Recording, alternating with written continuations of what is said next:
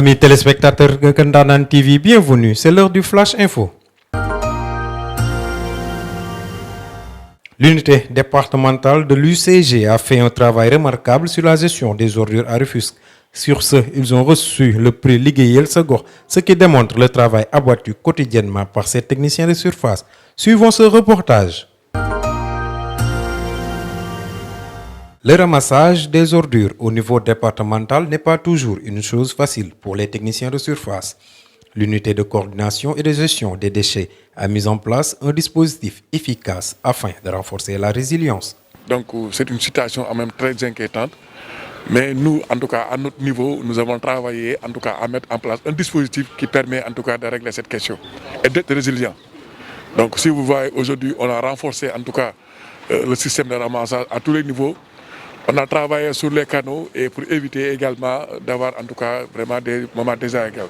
Donc la situation est là, mais nous on travaille tous les jours pour en tout cas asseoir un dispositif très pérenne par rapport à ça. L'UCG a mis en place des points de normalisation dotés de bagues à ordures pour éviter que les populations déversent les ordures dans les canaux. La situation elle est très simple parce qu'aujourd'hui on a mis en place un dispositif de pérenne. C'est des points de regroupement normalisés. Parce que dans notre compréhension, quand tu demandes à quelqu'un de ne pas faire, ou de ne pas salir, à côté, tu mets en place un dispositif. Vous regardez un peu partout à Rufisque, on a mis des points de regroupement dotés de bacs. On a mis également des points de mini-bacs au niveau du canal. Et pour éviter effectivement que les populations en tout cas déversent des ordures dans les canaux.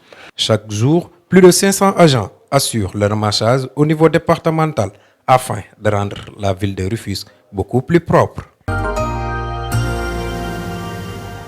Et puis le major Momodou Thiamfaye, chef de sous-brigade d'hygiène de Rufisque, appelle la population au respect des mesures barrières afin de limiter la propagation du coronavirus dans le département de Rufisque. Nous l'écoutons au micro de Bernardine Colly et Pape Mohandiaï. Comme vous venez de dire, il y a une seconde vague au niveau du Sénégal et on peut dire au niveau mondial, mais en ce qui concerne le Sénégal, il y a une deuxième vague, raison pour laquelle nous, on a très tôt compris et nous aussi, très tôt, on a occupé le terrain pour faire des opérations de sensibilisation et des opérations de désinfection au niveau du département. Et raison pour laquelle on a fait le lancement le mois passé au niveau de la gare routière de Rufisque. On a fait quand même toutes les gares routières du département et également on a fait tous les marchés du département. Donc on est là, on continue à faire la sensibilisation en respectant également les mesures barrières pour les populations.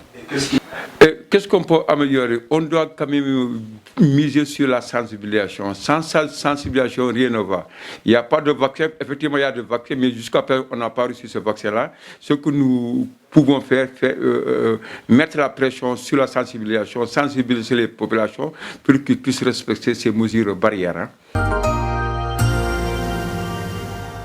Direction Bargny, où les pêcheurs rencontrent d'énormes difficultés liées à la rareté du poisson et l'effet Covid.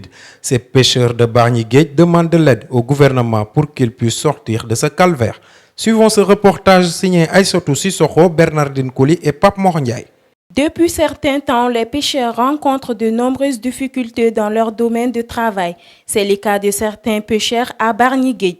Nous avons des difficultés. Tu recharger 2 bouteilles d'essence, maintenant tu fais 3. Et chaque bouteille te coûte 30 000 francs. Tu peux en acheter 10 ou 15 bouteilles d'essence, mais tu ne trouveras rien en mer. Donc il y a problème. Ces pêcheurs ont du mal à trouver du poisson malgré qu'ils soldent plus de 30 000 à 33 000 bidons de 10 à 15 litres d'essence par jour, ce qui est très difficile pour eux. Alors qu'on faisait que 18 km, maintenant, tu ne peux plus l'avoir. On ne peut plus le faire.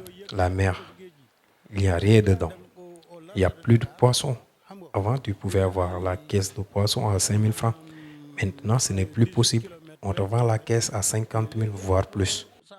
Pour certains pêcheurs, depuis l'apparition du coronavirus, le problème se multiplie de plus en plus, car ils n'arrivent pas à se déplacer de zone en zone pour pêcher. Le coronavirus a multiplié nos problèmes avec la fermeture des zones de pêche, Kumbour, Thiès, Joal, Kafountine.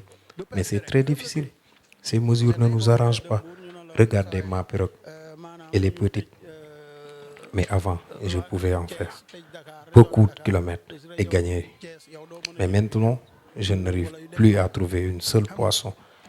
Même avec les grandes pirogues, tu pouvais aller à Kafountine ou bien pêcher à 18 km et avoir beaucoup de poissons. Surtout le thon blanc, on n'en trouve plus. Malgré l'effet du coronavirus, les pêcheurs de Bargny ne se découragent pas pour trouver leur gagne-pain. La présidente de l'Association des femmes transformatrices de produits halieutiques, Fatoumata Samb, appelle l'État à les soutenir dans leur domaine pour qu'elles puissent sortir des difficultés qu'elles rencontrent. Je vous propose de l'écouter au micro de Aïssatou Sissoko, Bernardine Coly et Pape Mor Ndiaye. Nous trouvons beaucoup de difficultés, surtout nous les femmes transporteurs de poissons, surtout avec le changement du climat. Il y a beaucoup de difficultés que nous rencontrons. Nous lançons un appel à l'autorité de nous aider pour que nous puissions travailler, surtout ici à Bargny. Nous restons toujours à Bargny où l'immigration clandestine a laissé des séquelles. Pour ces populations, l'État devait mettre en place des projets et programmes innovants pour retenir ces jeunes au Sénégal. Suivons ce reportage signé Bernardine Coly, Aïssatou Sissoko et Pape Mor Ndiaye. Beaucoup de jeunes ont emprunté les pirogues pour rejoindre l'Eldorado. Ici à Bargny, cette immigration clandestine s'est fait beaucoup sentir. L'immigration, je peux en parler. Ça date de très longtemps, que ce soit au Sénégal, au Mali, au Niger, partout. Aujourd'hui, si je vois une pirogue, je vais la prendre. La vie est très difficile ici. Si tu n'as rien, on ne te considère pas, même chez toi. Tout le monde te retourne le dos. Les femmes, c'est pire. C'est dur. Il y a des projets que l'État met en place, mais ça ne nous arrange pas. Comme l'ADER, par exemple, on te donne 3 à 4 millions. Mais cela ne peut rien régler. Cependant, ils demandent au gouvernement de leur venir en aide pour qu'ils puissent continuer à pêcher convenablement. Chaque quartier a au moins 200 pirogues. Les gens sont là et ils n'ont rien à faire. Il n'y a pas de travail. Il faut que le gouvernement change de paradigme. Tu ne peux pas rester là pour régler de quoi manger seulement. Ce n'est pas normal. Il y a des gens qui n'ont pas de difficulté parce qu'ils peuvent donner une dépense d'une année ou bien 5 ans. Mais pour nous, ce n'est pas le cas et c'est très difficile. Si je vois une pirogue, je la prends et je conseille aux jeunes aussi de prendre les pirogues. Ces pères de famille souffrent énormément à cause des manques de ressources halieutiques, qui se trouvent être leur domaine d'activité privilégié. C'en est tout pour ce Flash Info. Merci de votre fidélité renouvelée à Keur Ndanane TV. L'information revient demain à la même heure et d'ici là, portez-vous bien.